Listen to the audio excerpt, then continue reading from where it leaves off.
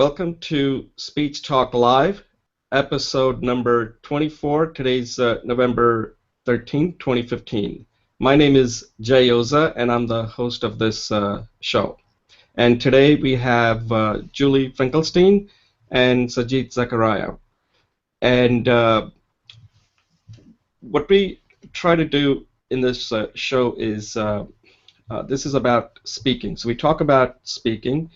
And the purpose of this is like 5 things I always point out. One is to learn, because speaking is constantly a learning thing. Nobody's a perfect speaker all the time.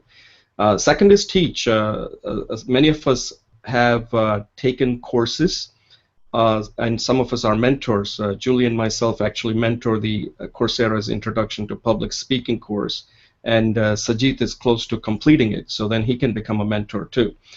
The third thing is we also support each other here. This is the place where you practice. This is the place we don't try to, judge people. We will give you good feedback, but this is not trying to make you feel bad about it, because speaking is fearful. And what I tell people is raise the stakes when you're speaking here, because if you can do it here, you can do it anywhere, and that's up to you. So, and the fourth thing is, practice. Part of it is, if you want to try something, this is the place to do it. If you have something humorous to say that you want to try it. If you have a story, try it here. If you have some technical concept that you want to explain to people, try it here, because this is at least you're going to get a chance to view yourself later on and even get some feedback if you're interested. And one more other thing is share. We share speeches. Julie has shared her speech that she worked on a while back, and Sajid was very kind to let us use his speech to point out to people how you receive feedback and also get feedback, and he was very helpful in doing that, and a lot of people have found that to be very useful. It's on the Coursera discussion forum that I have pinned, that a lot of people have now looked at it. So Sajid, thanks a lot for allowing us to use that. So I'm based out of Hazlet, New Jersey, which is about 50 miles from New York City. And today, as I mentioned, one of the things we do is share speeches. And what I've done today is I've recorded 3 speeches. The first one is, and these are like, we want to have a discussion around this. So rather than just me telling you telling you live, I thought it'd be useful as a way to practice to make recording. So I made 3 recordings. One of them is on tips that I'm giving on how to overcome fear of speaking in front of a camera, like all of us are right now.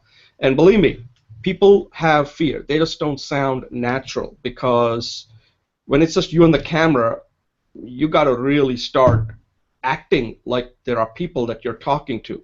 People have difficulty doing that.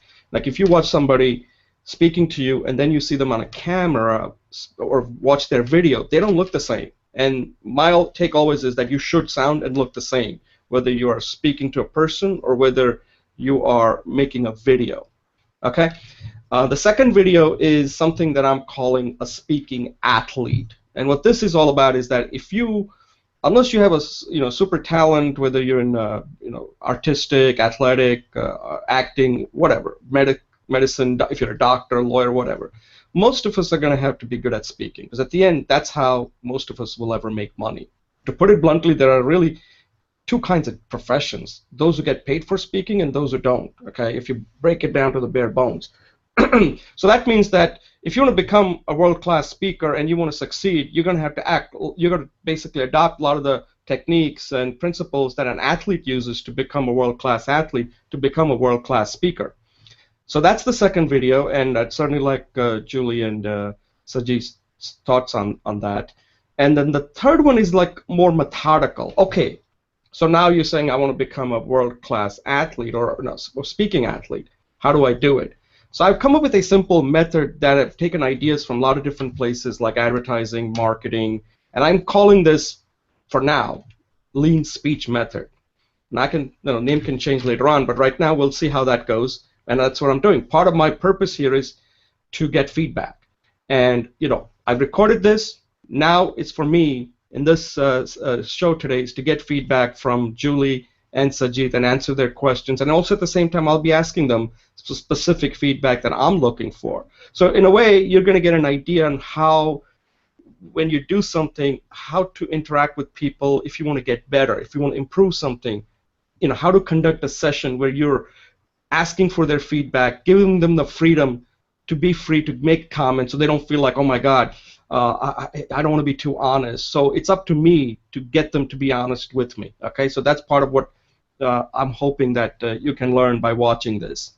So at this point, I'll have Julie and Sajid give their quick introduction, and then we'll go into our 3-minute speech segment. Julie? Good morning, Jay. Good morning, Sajid. Thank you, everybody. Yeah, I am now living in Stanford. I started this class when I was in Chicago. And right now, I have done one version of the persuasive speech. And I submitted it, but I want to improve it. And Jay has given me lots of hints. So I've been working on it. And hopefully soon, I'll be able to deliver it here. I sponsor a Saturday morning read for your success class, and we're reading the book The 7 Habits of Highly Effective People. And the idea is that speaking is a fundamental skill. Some of us need a little bit of warm up. So the reading helps us to kind of get warmed up, give us a topic to speak with, and then we have a discussion. So you're welcome to join us. It's Saturday mornings at 10 a.m. Thanks, Jay.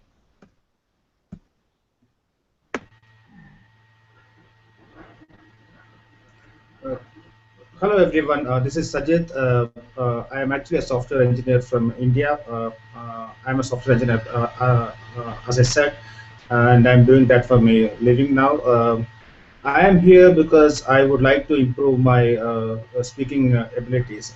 So I had registered for the Coursera course, and I found this Speech Talk Live while I was doing the course, and I am participating in this because this gives me an opportunity to speak to people and speak. If I can say virtually, speaking to people who are from other parts of the world, which gives me an opportunity to understand different culture and a different way to communicate better with people. So I am here basically to learn speaking, and wish you all good luck in improving your speaking capabilities. Okay, Sajid, thanks a lot. Okay, so at this point, this is what we do is we call it the freestyle, taking it from swimming. This is the freestyle part of the program, where each of us gets close to 3 minutes, and we're not keeping time here, where we can talk about anything as a way to practice on how you would give a quick 3-minute speech. So I'll go first, and I want to talk about something that happened to me just this week. Well, actually, it's been going on for about a month, but I'll share with you. So about a month ago, and I think I might have mentioned it, I had to attend a wedding in West Palm Beach, Florida. And I needed to get these 2 pants. I like these khaki pants that I wear. That's what I tend to wear. And so I went to the store and I purchased this 2 pants. And I didn't even try it because my waist size is, I'll admit it, it's 38-30. That's the size that I wear. So I went home, and oh, and there was another thing. So the pants that I had, the reason I had to purchase these 2 pants is that the cuffs, these are preset, so you can't alter them. They get scruffed up, so and then it doesn't look good. You can't wear it to work because people say, like, look at this guy, he's wearing clothes that are like so messed up. So I said, I need a pants that can't happen. So I tried the one without the cuffs. I bought that. So I brought it home and I tried it, and it was really uncomfortable. It just didn't fit right. Now, part of it is that, okay, I've gained some weight. Okay, but that's, I'll just admit it right now. So I said, no, this is not going to work. I can't take it to the wedding. So when I got back, I brought it back to the store, and the guy said, oh, what you bought were flat front, and because it's flat front, well, and I think you want to be polite. You have to be somewhat slim, and I'm not. So he said, what's going to work is pleated pants. You got to get pleated, so you'll get more room at the by the hips and the groin area, so it'll be more comfortable. I said, okay, that makes sense. Yeah, he said the one you're wearing is pleated. That's why that's fitting better. So I took those two pants, took it home. I tried it, and again, it just doesn't fit. It's tight. And now it's like, oh, what do I do now? Do I bring it back? And that's when I had to like really was agonizing over this decision now, because I thought like, okay, it's tight, but I don't want to get to the next size. That's like admitting defeat that I can't lose weight. I said I could easily lose a couple, 10 pounds, then it'll fit fine. But what if I don't? Then I can't wear those two pants, and I need those two pants because I don't have any more pants that I can wear. So I went to my dad and I said, Dad, I'm gonna if these pants don't fit, would you be able to use them while I'm losing weight? And if I can't, then at least you'll be able to use it. He said, no, I can't, because my size is just not even close, and I can't even use a belt to tighten it that much.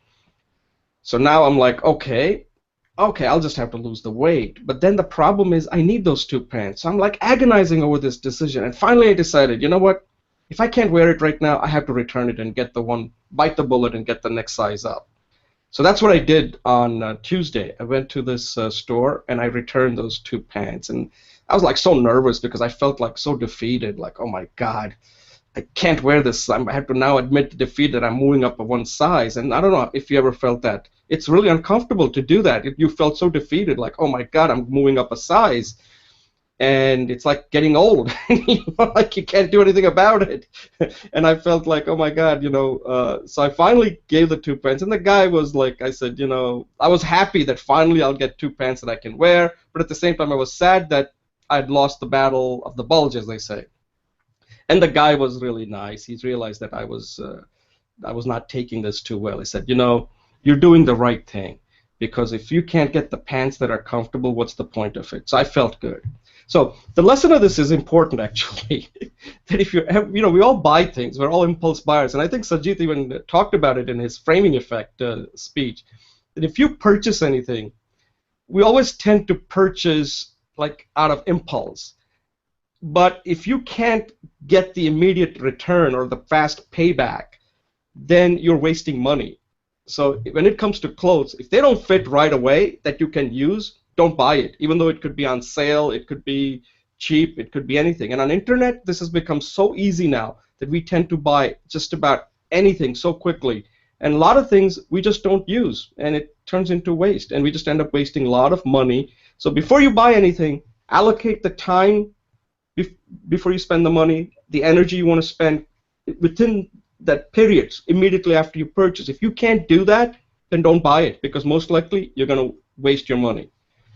Okay, Julie, you're next.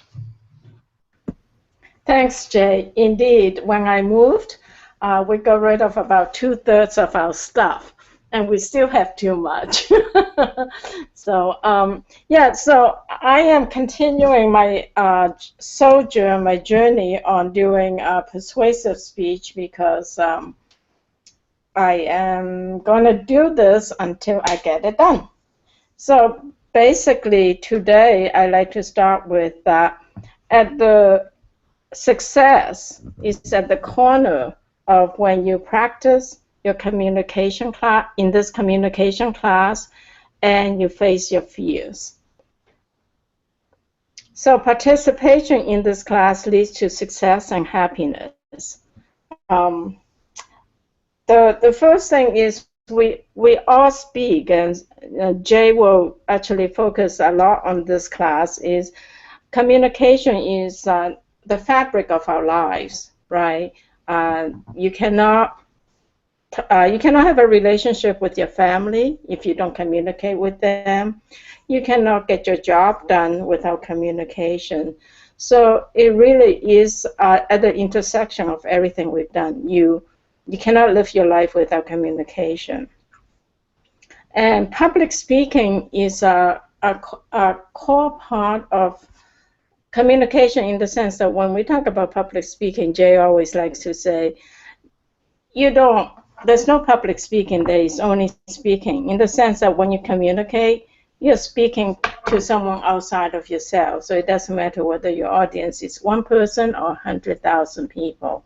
Of course, there are skill sets involved, but basically communication is crucial for our lives. And yet, fear of communication is a very fundamental aspect of our psychology. There is nothing, we live our lives in fear in many ways. So the good news is when you face one fear, it actually loosens the grip of fear on everything in our lives. So it's kind of like fear is like a pane of glass. When you shatter one area, it ripples in through the whole glass. Practicing is the only way to improve your skills, and when you get better improve, you will feel less fearful. Furthermore, a lot of the skills involved in communication is an antidote to fear in many aspects of your life. For example, if you're anxious, many of you cannot breathe. So frequently we talk about just learning to breathe helps us in life and in speech. The second thing is body posture. There's a woman called Caddy. She did one called power pose. When you take thank you, Jay. When you take a power pose, you just feel more confident right away. So and you can do a power pose before you go in a job interview, before you make a speech. So many of those skills are generalizable, can be generalized into other aspects of your life. So basically, for example, I know this one woman who could not even breathe, and she was graduating from school, and she's part of our program. She could not breathe, so she could not go on a job interview. So hopefully, if she stays with this class, if she participates with many of us, then she will feel more confident. And these kind of skills, when you participate with other people, it also leads to better social skills, your ability to interact with other people, your confidence in seeing the world from the bigger perspective, because you'll be meeting people you don't know, leadership skills, and finally just persistence. Not giving up is a huge life skill. So please join the class and participate and talk to us. And I will end up this comment. I will say again that when you participate in this public speaking class, you can become less fearful. You can be more engaged with all spheres of your life, whether it be your personal relationships or your professional relationship. To recap it, I would just like to say what Jay always says: there's no public speaking, there is only speaking. And so come and speak with us and learn to listen at the same time. Thank you. All right, Julie, that was excellent. Just two comments before I turn it over to Sajid. Yeah, the one that Julie mentioned about the power pose, that was a famous TED Talk that was given by Amy Cuddy. So if anybody's watching it, go to TED Talk and do a search under CUDDY, and I'll actually include that. And the other TED Talk that I'll refer to is something that I just watched recently. I think the woman's last name was Boyder. She's written a book called Gravitas, and she talks about breathing, that breathing is a very important part of speaking that we don't take into consideration, that you have to, yogic breathing, diaphragm, you have to breathe from the diaphragm. And she was actually demonstrating that to people, which, Julie, you do all the time. So those two things. All right, Sajid, I'll let you give your 3-minute speech, and then we'll get to the first segment. Go ahead. Thank you, Jay. Julie, one thing I would like to say is that you have selected the best topic for the persuasive speech. As the metrics that you put in the version 1 or 2, there are a lot of people who joins the course, but they're not able to complete the course. They drop out in between. even I have dropped out from several courses in between, and yeah, this would be one of the best topics, and if you could persuade some of the people to complete the course, that would be really great. You have selected the best topic that I can think of. Okay, and Jay, I could really relate with you about the pant thing. No, even I have done the same thing in the past. I have bought pants one size less, thinking that in the next 3 months I would reduce my waist by like one inch or two, and then I would be able to wear it. I could really relate to you that on that. And regarding the speech that 3 minute speech that I'm going to do today, uh, out of the three speeches that the course discusses, the one thing that I fear most is the impromptu speech, the speech in which you're not aware of what you're going to talk about. Uh, so this is one speech now I'm really scared about, probably because of the worry of finding the right thing. Am I going to talk about the topic well? Am I going to am I going to appear foolish in front of others? That's the worry that I have whenever I get a chance to talk impromptu. So I really I'm a bit hesitant, whenever I get a chance to speak, impromptu. Other two speeches, the persuasive and the other speech, I'm quite okay, because now you get the time to prepare. You get the time to prepare and practice. You can actually do it. At least in my case, I don't find it very difficult in both other speeches. But in the impromptu speech, I'm really worried because of the factors that I mentioned above. So I am trying to give an impromptu speech here, and I thought, why not talk about the impromptu speech itself and how do we prepare for the impromptu speech. So just before coming for this meeting, I just looked at the internet to figure out, how can you give a good impromptu speech. Whenever somebody gives a topic for you to give impromptu speech, whether it's a meeting in or in an office circumstance, the first thing you should do is actually to take a deep breath and be aware that be sensitized to the fact that you are going to give a speech about the topic. Think about the topic and take some time. Try to take some time, even if you have to give an impromptu speech very immediately. You should be able to buy some time. Just thinking about it. Sit in the chair and write down the topic and take some time basically.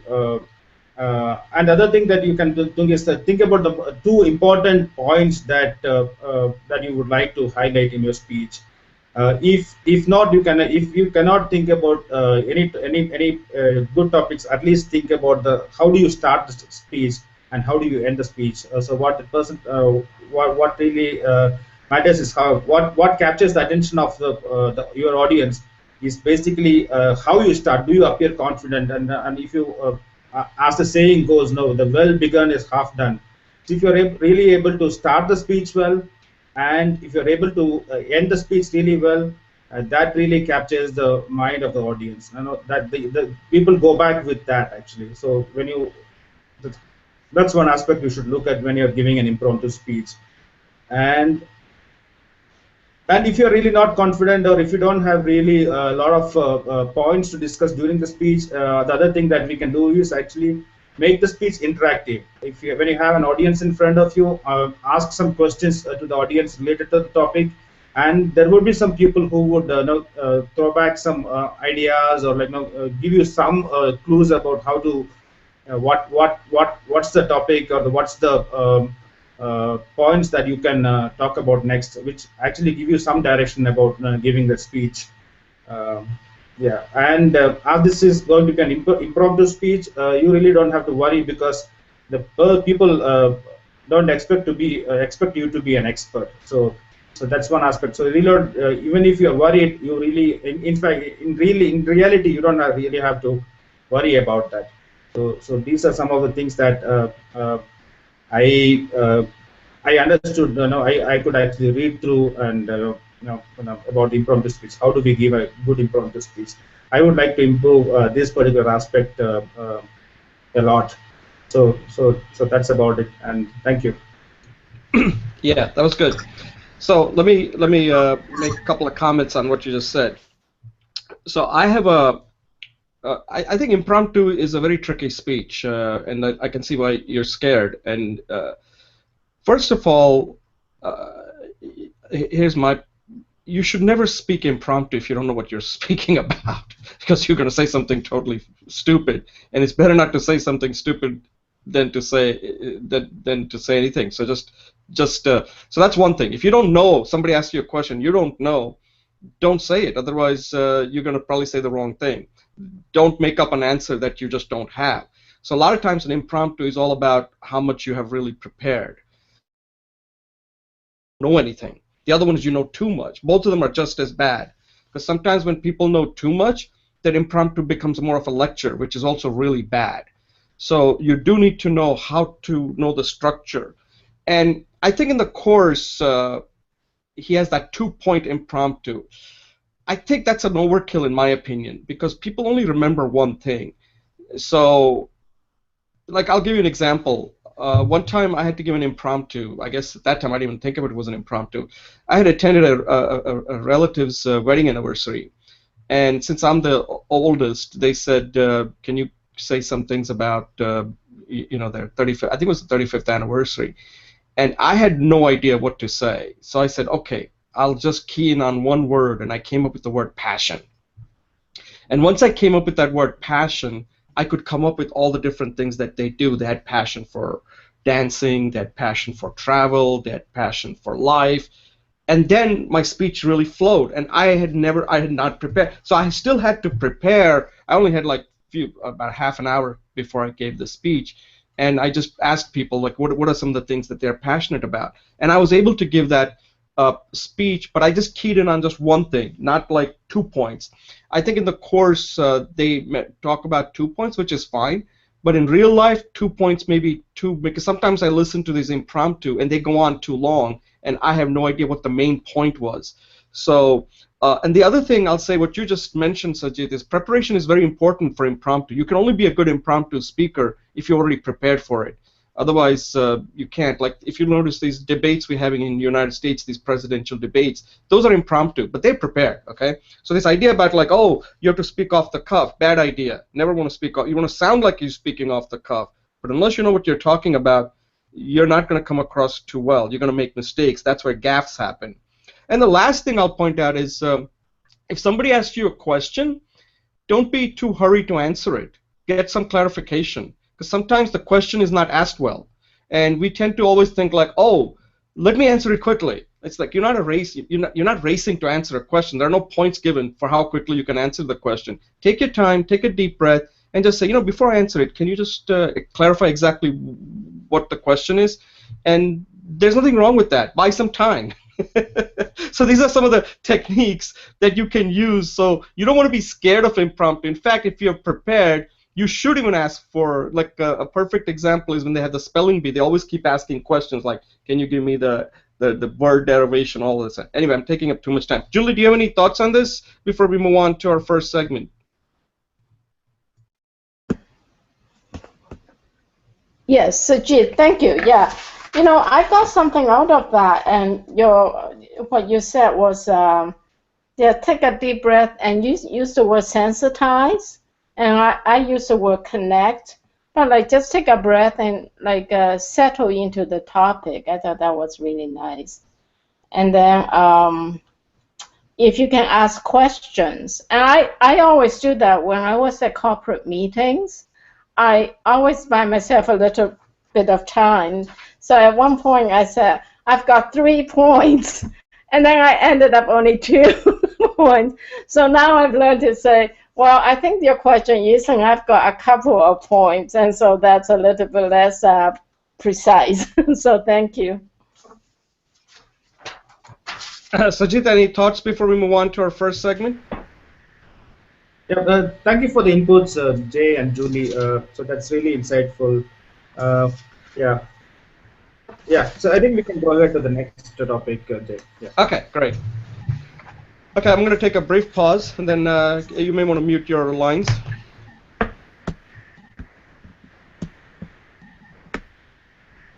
Okay.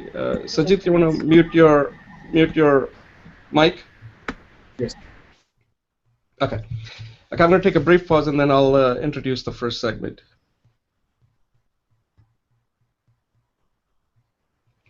Welcome to Speech Talk Live, episode number 24. My name is Jay Oza, and our first segment, we're going to talk about how to become comfortable in speaking in front of a camera, the way I am right now. Now, let's face it, this is something we all gonna have to become comfortable because cameras are everywhere. They're on phones and they're getting better and better. And people are watching lots and lots of videos. Videos are very important in conveying your message. I mean, look at what we're doing right now. We're basically having a video conferencing call, or in this case, we're calling this a show, Speech Talk Live. We have Julie in Connecticut, and we have Sajit in India. This is the reality, folks. You have to become comfortable at it. Otherwise, you will not get a chance to connect with people all around the world. So if you're watching this and you're not doing it, you're only hurting yourself. That's just my opinion, and we'll find out what Julie and Sajid have to say. Because you will not be able to talk to people around the world, whether it's in China, India, UK, France, you name it. This is the modern way of communicating. But it's even more than just communicating. It's a way for you to get your message out to other people. And I'll say another thing. Today, you are what your social media trail says you are. You know, somebody once said, you are what Google says you are. And if you have thoughts, whether it's like I tend to record videos on speaking and this show gets recorded, people will go and see me on YouTube. They'll be able to make some impression of me. They may like me, they may not like me, okay, that's fine. But I want to know the people that will like me and want to know more and they want to connect with me. But one thing is certain, they're going to be able to trust me because once you record, once you have a social media trail like videos, people know who you are. It's very hard to fool people after a while. People can see you and they can immediately make decision, that impression of you very quickly. And if they like you, they'll keep on watching the video. So, but you have to get comfortable in speaking in front of camera. Now, in this video that I recorded, I've gave 5 tips. One of them is pretend like there is somebody in the room. Put an empty chair, put a stuffed animal, or whatever. That's one. The second one is just have a conversation. Ask questions like, you know, do you find videos difficult? Like those type of questions. How do you overcome it? Like have a conversation like you would if that camera was actually a person. And the other thing that is kind of important, which I didn't really realize it, that with camera you can't be looking away. It's very difficult, right? Because like right now I'm staring right into the camera, and if you're not looking into the camera, which you don't when you're speaking with somebody, you know, like your head, you can move around, and the person is not going to be offended because you're still right in front of him. But with camera, it's not possible. I'd like to get your thoughts on that to see what you think of that. The fourth is, of course, acting. I mean, when you're speaking in front of camera, you are acting because you're pretending like you're speaking to somebody. That's acting. That's what acting is all about. And the fifth is you have to be prepared. Don't get in front of a camera if you don't know what the hell you're saying, because people are going to make impression of you.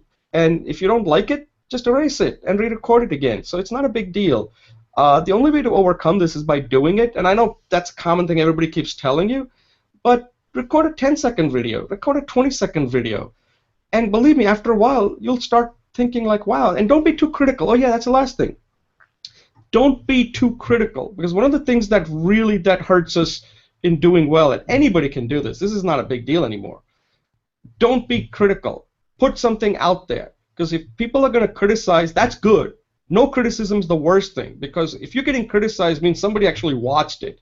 And I actually love criticism, because you know what? That means they at least took the time to watch you. If nobody's watching you, then it's like you don't exist, okay? So anyway, not that hard, but so I think if you have, try to get comfortable, keep doing it. See if any of these tips help.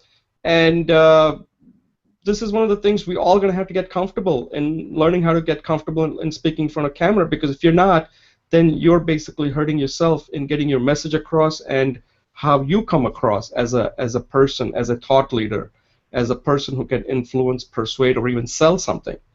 All right, Julie, do you want to? What are your thoughts on this? What are some of the tips you use to get comfortable? Oh, thanks, Jay.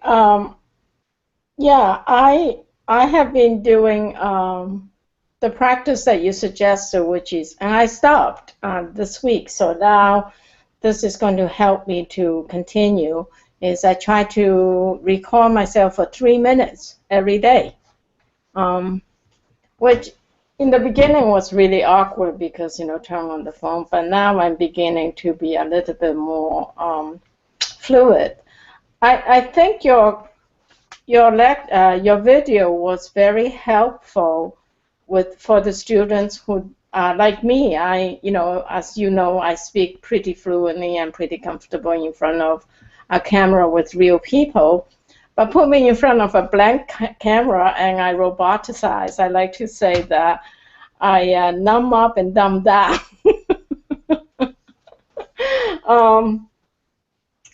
So this has been a really good challenge, and I have tried all of these things, and they do all help, except for the chair one. I did not put a chair there, so I tried that. And I appreciate you saying not to be critical. In terms of, I know that this is your first shot, but in the interest of fellow students getting some feedback, I thought the message was very helpful. Of course, as you know, you don't need to split it into 2 videos because the last one was only 5 minutes long, and 2 minutes of that was used for almost 6 minutes long, but 2 minutes of that was to recap the first 4 points. In terms of being helpful, I would like to maybe see some real life, like we always do, some real people examples, and then perhaps even some role-playing description of how each of them changed them from before and after. But the ideas are really great, and I think they are very helpful ideas. Thank you. Yeah, those are good comments. Excellent feedback, Julie. The only thing is, yeah, I was thinking about what you just said. The thing is, you don't want to make it too long. So you're fighting time, and then if it's too long, people were like, just give us the facts. So you kind of, if I have to do it and make it into a course, I would certainly do that. And in fact, one of the things that I have done is, one of the things that people always ask me is that, how do I start? Because one of the things that nobody ever talks about is, how do you start when you have to build a speech? Where do you start from? So I actually recorded a video, which I didn't include in this particular show, where, I think I have shown this, right? I keep this with me. This is my tool, by the way. This is an Olympus audio recorder. I don't think I could even do a good job without this. This is what I use all the time in the car, and whenever I have something that I've come across, I'm thinking about, I'll immediately turn it on and I'll record it. So that's pretty raw, right? And I was showing people that this is how I do it. That if I read a book or if I watched something just came to my mind, I'll immediately get my thoughts onto the audio recorder. I don't like to write it down in a diary because sometimes it's not that convenient. But this is this is my #1 tool. Without this, and then from audio I turn it into video, right? So this is my process that kind of helps me in developing a speech, and that's how it works. It's an iterative process. So yeah, I agree with what you're saying, but if I had more time, I would certainly go through each one of them and how that would work. So, Sajid, any thoughts on it? What do you do to get comfortable as you're becoming more comfortable speaking in front